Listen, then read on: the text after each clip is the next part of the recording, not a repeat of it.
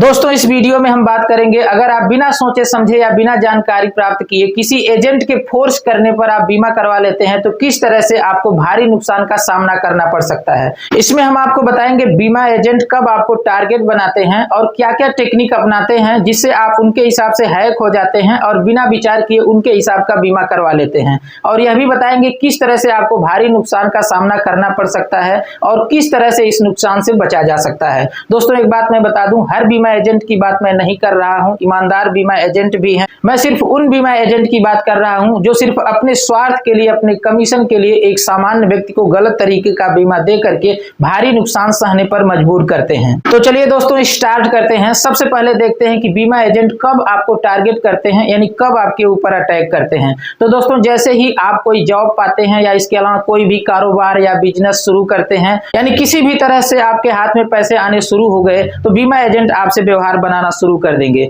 जिस बीमा एजेंट से आपकी कभी बात नहीं होती थी, धीरे धीरे वह आपसे व्यवहार बनाना चालू कर देंगे। अगर फोन करेंगे तो पहली ही बार में अपनी प्लान नहीं दिखाएंगे, पहले धीरे धीरे व्यवहार बनाते बनाते आपके ऊपर जब थोड़ा पकड़ बना लेंगे तब अपनी बीमा की प्लान रख देंगे आपके सामने। इसके अलावा अगर वो आपसे रास्ते में मिल गए या चाय की दुकान पर मिल गए तो अपनी प्लान नहीं रखेंगे, स्पेशली आपके घर जाकर के अपनी प्लान दिखाएंगे ताकि आपके ऊपर अच्छे से पकड़ बन सके। कई बीमा एजेंट को मैंने देखा है कि दिल्ली कलकत्ता तक पहुंच जाते हैं अपनी प्लान को दिखाने के लिए। प्लान दिखाते दौरान अगर आप कह दिए कि पैसा नहीं है तो वो मान जाएंगे, फिर अगली बार फिर 10 दिन बाद ट्राई करेंगे। आपने कहा कि पैसा नहीं है, 20-25 दिन बाद फिर ट्राई करेंगे, ऐसे बार बार ट्राई करते रहेंगे, तब तक ट्राई करेंगे जब तक आप बीमा नहीं करवा लेंगे। जिस दिन वो टारगेट बना लिए कि इस दिन आपको प्लान दिखाना है, उस दिन आपका कोई क्लोज व्यक्ति होगा, उसको साथ लेकर के आपके पास आएंगे ताकि आप नहीं न कर सकें। अब देखते हैं कि प्लान दिखाते समय वो कौन कौन सी टेक्निक अपनाते हैं कि आप नहीं न कर पाते हैं। तो दोस्तों प्लान दिखाते समय सबसे पहले डायरी खोल करके आपके सामने रख दिया जाएगा और इसके अलावा एक एक प्लान आपको दिखाना चालू कर दिया जाएगा। अधिक से अधिक यही बात बोला जाएगा 25 लाख, 25 लाख, फ्यूचर में आपको 25 लाख मिलने वाला है।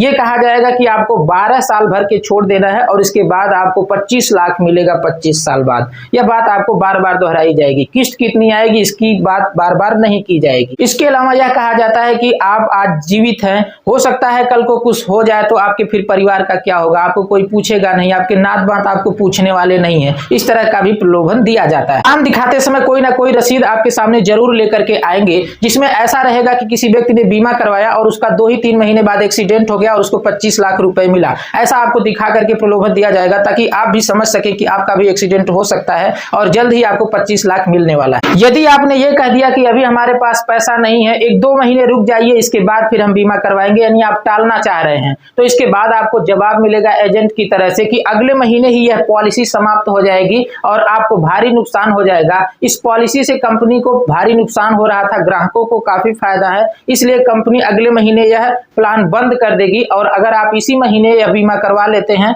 तो आपके लिए काफी फायदा रहेगा। इसके बावजूद भी अगर आपने कह दिया कि नहीं हमारे पास आज पैसा है ही नहीं तो हम क्या करें, तो आखिरी उनका बजरंग बाण रहेगा कि 2 महीने की आपकी किस्त मैं भर दूंगा। अब आपकी सारी बोलती बंद, अब आप कुछ नहीं कर पाएंगे, विवश होकर के आप सिग्नेचर करने के लिए तैयार हो जाएंगे। मान लीजिए कि जो प्लान उन्होंने आपको दिखाया उसमें प्रति महीने आपको 5,000 रुपए महीने के हिसाब से किस्त भरना पड़ेगा। तो अब क्या कहेंगे कि 5,000 तो हो ही गया है, आप कहें तो इसमें एक और मैं रिस्क कवर जोड़ दूं, यानी कि एक्सीडेंटल बीमा इसमें जोड़ दूं, 1,500 रुपए मात्र आपका महीने में बढ़ जाएगा तो आपको डबल बीमा हो जाएगा। मतलब पैसा भी आपको भविष्य में मिलेगा और रिस्क कवर बीमा भी हो जाएगा। तो अब आपकी किस्त 5,000 से कितनी हो गई, 6500 हो गई और हर तरह से विवश आप इसके लिए भी तैयार हो जाएंगे। और ज्यों ही आप सिग्नेचर किए त्यों उनका काम खत्म, आपका काम चालू। अब हर महीने जिस दिन आपके खाते से किस्त कटना रहेगा उसके 2-3 दिन पहले से ही आपको टेंशन पकड़ लेगा कि कैसे कटवाएंगे, कैसे भरेंगे। अगर आपकी अच्छी कमाई नहीं है तो आपको टेंशन जरूर पकड़े रहेगा।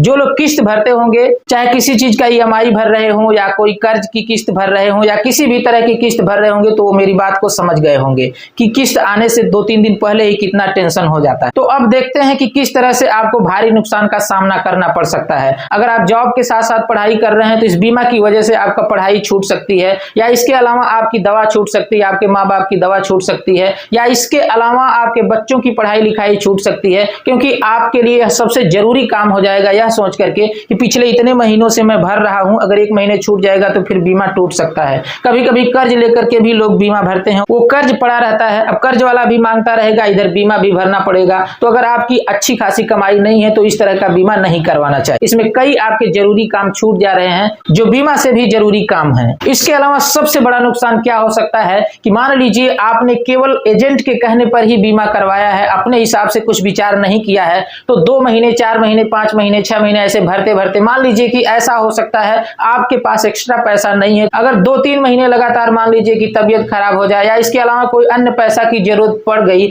और आप किस्त नहीं भर पाए तो आपका बीमा टूट भी सकता है और इसके दौरान आपको एक भी पैसा नहीं मिलेगा और आपका भारी नुकसान हो जाएगा। तो दोस्तों कुल मिलाकर ये कहना है कि आप सोच समझ करके बीमा करवाएं, अपने बजट के हिसाब से ही किस्त बनवाएं। ऐसा नहीं है किसी एजेंट के फोर्स करने पर, क्योंकि एजेंट को तो जितना ही ज्यादा आप किस्त देंगे उतना ही ज्यादा उसे कमीशन मिलेगा। इसलिए उनके कहने पर नहीं, अपने बजट के हिसाब से ही बीमा करवाएं और काफी सोच विचार करके बीमा करवाएं। ऐसा नहीं है कि 25 लाख सुन करके आप लंबी किस्त का बीमा करवा लिए, आगे बीमा भी टूट जाए और पीछे जो पैसा आप जमा किए हैं वो भी डांड चला जाए, आपको एक पैसे मिलने वाला नहीं है। बहुत सारे इंपॉर्टेंट काम भी आपके छूट सकते हैं। तो इस तरह से बचा जा सकता है। आप काफी विचार करके ही बीमा करवाएं। अचानक किसी एजेंट के फोर्स करने पर कतई बीमा ना करवाएं, नहीं तो आपको भारी नुकसान हो जाएगा।